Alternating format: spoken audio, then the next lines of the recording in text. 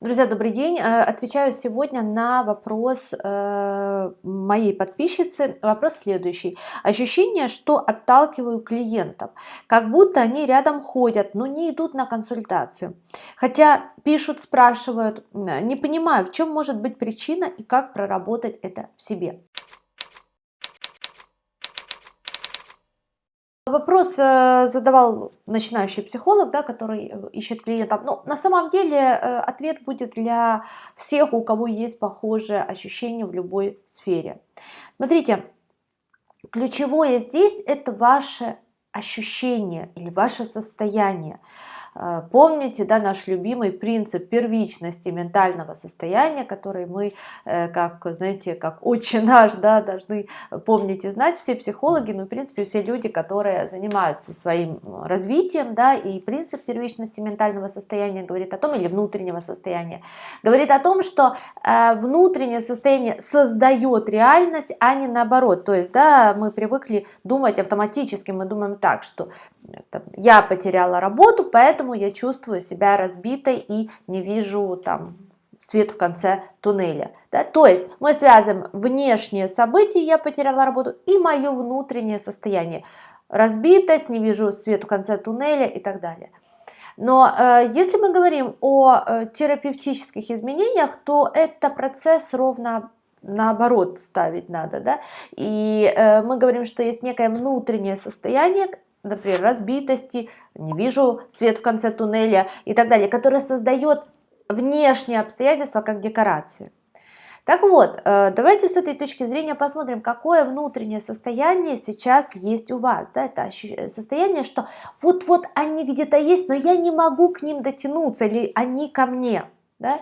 Очень часто во сне это состояние есть, когда вот я бегу, и вот вроде уже добежала, но никак не могу добежать. Или вот я ищу какой-то, не знаю, там, не знаю, чей-то номер телефона, да, и вот вроде, вот я вроде его нашла и не могу найти, да, вот это вот невозможность достичь контакта, невозможность завершить что-то, да, и расслабиться, и успокоиться, такое вечное напряжение.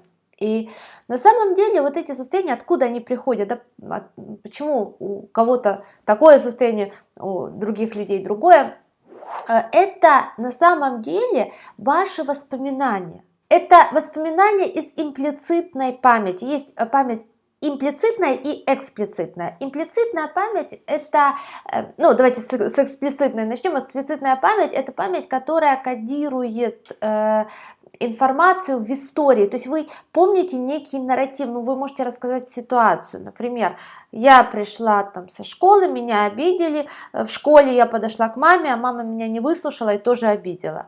Вот это некий нарратив, некая история. И это то, что вы помните, то есть это целостное воспоминание. Вы помните историю, внешние обстоятельства, свои внутренние состояния.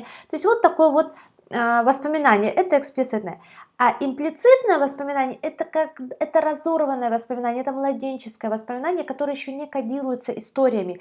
И все, что остается, это вот это состояние, которое мы описываем через чувства, через метафоры, ну, каким-то образом, да, я внутри так себя чувствую, вот что вот они вроде есть, а я не могу с ними связаться, а я не могу, ну вот контакт не происходит, то, что вы описываете про клиентов, и это постоянная тревога внутри. Так вот, на самом деле это состояние, это ваш опыт, ваш ранний младенческий опыт, который застрял внутри и постоянно себя воспроизводит. И работать нужно вот с этим состоянием, да? Его нужно менять. И мы не знаем, как это было на самом деле, что это была за ситуация. Может, это было просто какое-то состояние вашей матери, которое передалось вам. Может быть, это была вот реальная какая-то история, когда вы там маленькая где-то лежали, а мама вот рядом вроде ходит, но она не приходит к вам. Миллион может быть каких-то вариантов, и нет необходимости в этом разбираться. Вот почему я говорю, что во многих ситуациях психологу не надо возвращаться в детские ситуации и так далее, потому что, смотрите, то, что закодировано в эксплицитной памяти, то есть как целостная история, это не есть проблема. Ну, это максимум какая-то одна сессия там проработки условно и все. На самом деле проблема это то, что закодировано в имплицитной памяти, вот на уровне вот таких вот состояний, которые вы ни с чем не можете связать, но они есть, и они еще раз вызывают, создают в каком-то смысле вот эти внешние декорации, да, внешние события, внешние какие-то ситуации, которые заставляют как будто бы опять и опять переживать это состояние. Ну, еще раз, состояние, оно есть внутри, да, и логика, то есть причинно-следственная связь, она ровно обратная, да, вот здесь. Поэтому что делать? Подумайте о том, какое состояние, представьте, смоделируйте внутри себя вот это состояние, когда клиенты к вам приходят, да, приходят в том количестве, в том качестве, так как вы хотели бы, да, вот доведите эту картинку внутри на 10 баллов из 10, вот прямо можете, да, сказать, вот как я хочу, чтобы это было, да, вот как-то себе нарисуйте. Спросите у себя, это от единицы до 10, насколько эта картинка? Если она, например, на плюс 7, то что еще нужно улучшить? Еще улучшили, и так до плюс 10. И вот на отметке плюс 10 зафиксируйте состояние, какое это состояние. И вот в это состояние вам нужно возвращаться каждый раз, когда у вас внутри активируется состояние, вот эта невозможность связаться, они где-то ходят, но ко мне не приходят и так далее. Ну, как-то назовите это состояние. Вам нужно переключаться в другое. То есть это такая, достаточно непростая, может быть, внутренняя работа. И, конечно же, я всегда рекомендую ее делать с психологом, но, тем не менее, стратегически вот таким образом мы работаем. Но это если говорить про внутреннее. Понятно, продажи, привлечение клиентов имеют еще внешнюю сторону, да, то есть как выстроены ваши воронки, как написаны ваши сообщения, как создано ваше рекламное предложение, миллион вопросов. И туда тоже можно посмотреть, но это уже другие специалисты делают, там, маркетологи и так далее. Можете, у нас в Европейской школе психологии есть большой блок маркетинга для психологов образовательный, и там можно также получить там консультации, если нужно, и так далее. Но это уже другая история.